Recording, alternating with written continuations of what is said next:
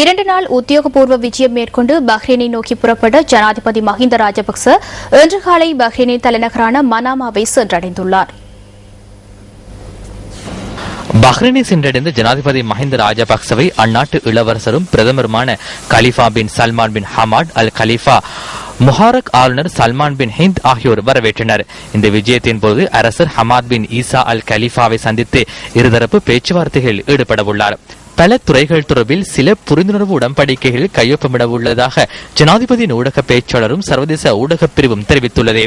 இலங்கையின் முன்னணி வர்த்தகர் குழு ஒன்றும் ஜனாதிபதியுடன் இந்த விஜயத்தில் ஈடுபட்டுள்ளது.